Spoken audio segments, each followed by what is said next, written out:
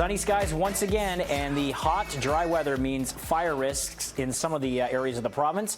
We get an update right now with Carly DeRosier from the BC Wildfire Service. Welcome back to BT. Good morning. Thank you. Let's first of all start off with the area northwest of Princeton, and we've got the evacuation alert still for 43 properties. Anything changed with that fire? And if you can just give us the latest on those numbers. Yeah, so the latest update I have is that there's been no growth on that fire, and that crews have established a guard as well. So it'll be monitored throughout the day, and with weather conditions kind of cooling, this downturn that we're seeing and possible precipitation, that is promising.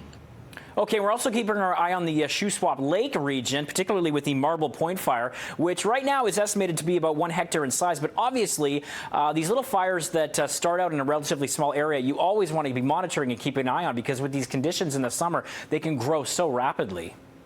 Yeah, definitely. Yeah, we had crews on that fire right away yesterday, and then also we had some skimmers on that fire as well. And it is important, just a reminder that we rely on skimmer action when we have water nearby and available, and they are very effective as they can drop large volumes of water in short periods of time, and when there's boaters around and too many boats in the way, that does interfere, and that makes that difficult for us. So it is just an important reminder that when you are boating and there are firefighting aircraft in the area, just to steer clear of those planes so that we can get in and get that water and get that fire kind of under control. Yeah, and I guess if you're a boater, it's pretty obvious when you see those water bombers there, and good indication to, like you say, get out of the way there. What's the advice also to people camping in the areas that are getting close to these fires at times?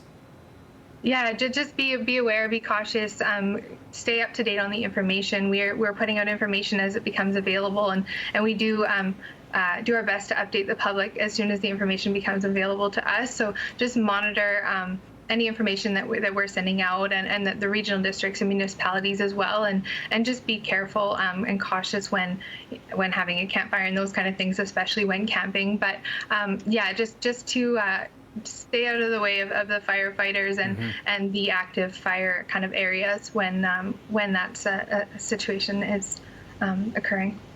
All right, there'll be an update in about 20 minutes time. And before we let you go, as we look ahead to this week and the changing weather conditions, how is it faring for the forecast?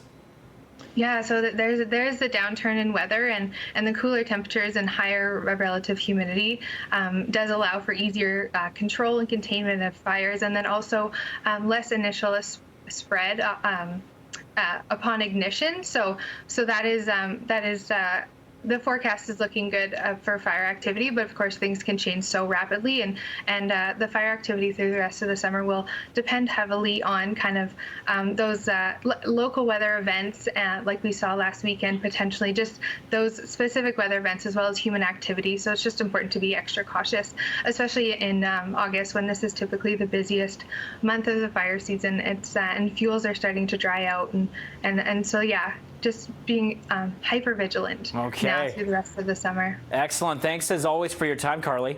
Thanks so much. All right, you enjoy the rest of the day. That's Carly DeRosier from the BC Wildfire Service. Coming up in entertainment,